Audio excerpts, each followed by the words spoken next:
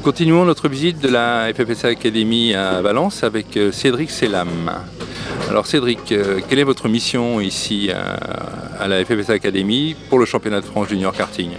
Alors moi, ma mission, elle est simple. Moi, j'accompagne Julien, qui est un peu le manager de l'équipe de karting. Et du coup, moi, j'accompagne Julien sur les meetings. Donc lui s'occupe de une bâche. Une bâche est composée de 10 kartings. Et du coup, moi, je m'occupe de l'autre bâche, qui est composée de 10 autres kartings. Voilà. Quelle formation avez-vous personnellement pour arriver à remplir excellemment bien ces fonctions ici? Moi, c'est une formation simple, basique, un cursus plutôt commun. Des études simples, un bac pro mécanique. On continue sur de la mécanique de tous les jours, avec le tourisme. Et un jour, j'ai eu l'opportunité de venir à la FFSA Academy. Je me suis dit pourquoi pas, j'essaye.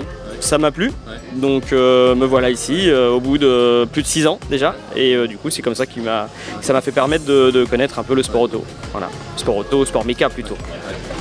Alors encadrer des jeunes, c'est quelque chose d'intéressant, j'imagine, mais aussi il y a une responsabilité, on est dans un milieu de compétition.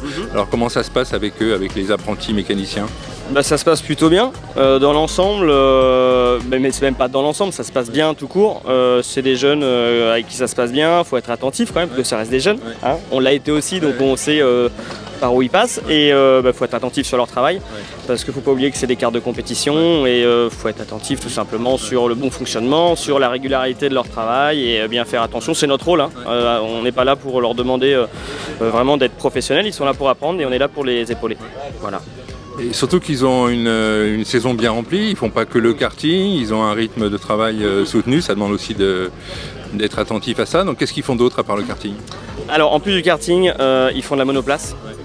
Et là on est en plein mois de juillet où vraiment ils enchaînent vraiment beaucoup. Là donc ce week-end, ils sont avec nous. Le week-end dernier, ils étaient en meeting d'F4 à Lénon, pas vraiment de pause. Donc c'est pour ça qu'on est attentif, mais on comprend aussi qu'ils soient fatigués. Voilà.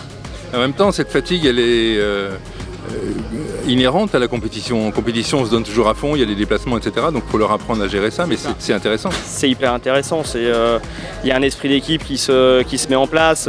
Ils sont tous les jours ensemble. Le soir, on mange ensemble, on rend le petit-déj ensemble, donc c'est un esprit d'équipe qu'ils sont en train d'apprendre et je pense que ça leur plaît. Ouais. Et c'est une chance, parce qu'on parle souvent des pilotes qui ont la chance d'être à la FFSA Academy, on parle moins des mécaniciens, mais c'est quand même une opportunité sacrément intéressante.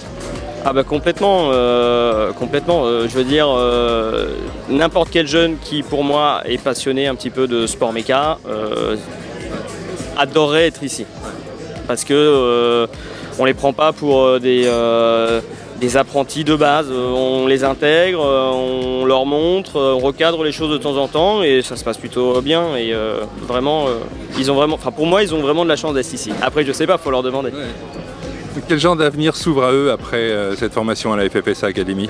L'avenir tout simplement c'est le sport mécanique dans sa globalité, c'est tellement vaste, ça peut être de la monoplace, ça peut être des véhicules de tourisme, ça peut être du kart, ça peut être du rallye. Il y a plein de choses qui s'ouvrent à eux, il faut juste qu'ils le veuillent. Voilà, il faut qu'ils se donnent les moyens.